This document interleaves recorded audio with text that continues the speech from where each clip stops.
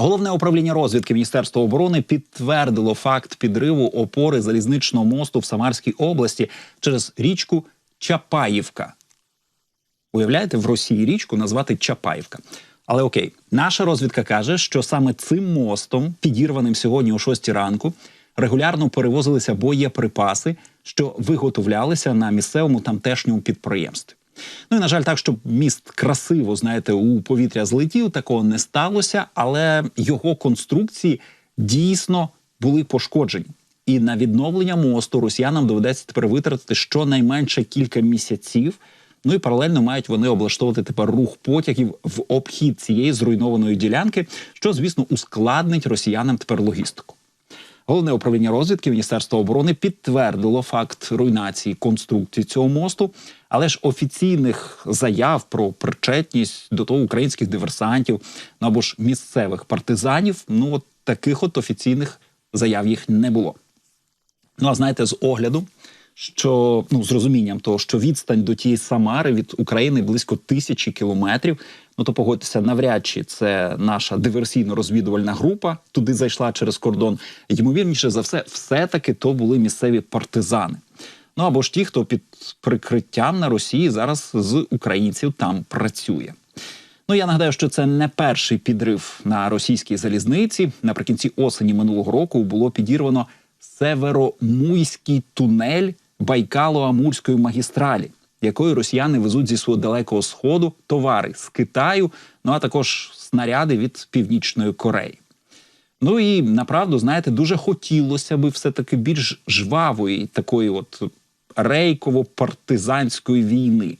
Єдине що, все-таки треба розуміти, що російська ФСБ там в себе на Росії, вона все-таки дуже активно працює, і що всі такі оці мости, тунелі, вони під пильною охороною, і закласти там вибухівку дуже-дуже непросто, а підривати просто колії десь посеред лісу, то особливої користі від того немає, бо відновити ту колію, це питання для росіян буквально кількох годин, тому особливої шкоди, тим ти не завдаш. А от ризики бути спійманим, вони величезні, і вони реально не співмірні із завданою цією невеликою шкодою. Більш докладно про все це маємо можливість поговорити просто зараз з військовим експертом Роман Світан на зв'язку зі студією. Пане Романе, вітаю вас. Слава Україні. Героям слава, бажаю здоров'я. Пане Романе, хотів би ваших думок порозпитувати щодо інформації від журналіста-розслідувача Христо Грозєва. Він нам повідомив, що отримав інформацію про те, як росіяни в перші дні свого вторгнення планували вбити Володимира Зеленського. Що вони заслали сюди перед своїм вторгненням 30 своїх елітних ГРУшників, в тому числі і цих от відомих Баширова і Петрова. Це ті, які труїли в Солсбері перебіжчика росіянина-розвідника Скрипаля. Але, знаєте, я не надто в ту інформацію повірив, я поділюся своїми сумнівами, а ви або підтвердіть, або спростуйте. По-перше, мені дивно засилати до нас Баширова і Петрова тих, які засвітилися. Бо їх же ж контррозвідка могла перехопити на кордоні, це ще мирні часи були. І по-друге, 30 людей, окей, хай елітних диверсантів, але 30 атакувати урядовий квартал, щоб вбити там Зеленського, мені здається, що це якась замала кількість. Що ви почули з цієї інформації від Христо Грозєва? Чи повірили ви їй?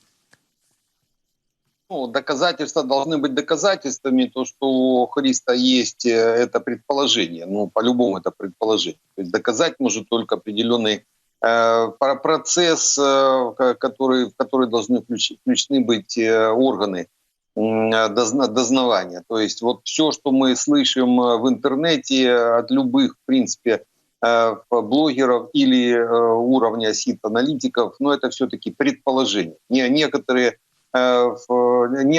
следы тех фактов, которые могут слаживаться или не складываться, или не складываться в определенные причинно-следственные связи.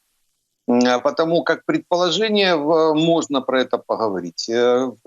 Баширов с Петровым могли заезжать на территорию Украины, и в принципе их могли не перехватить наши службы. Почему? Они же не будут заезжать под своими фамилиями.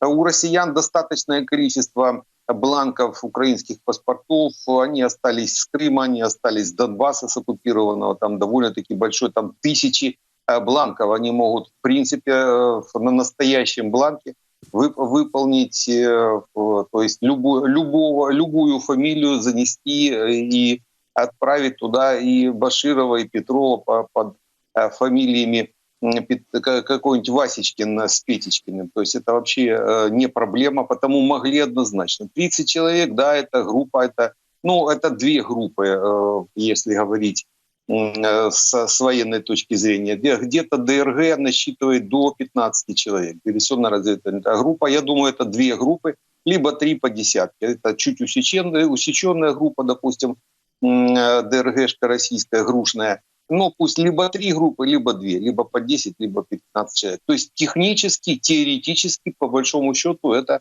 могло быть, и они могли выполнить боевую задачу.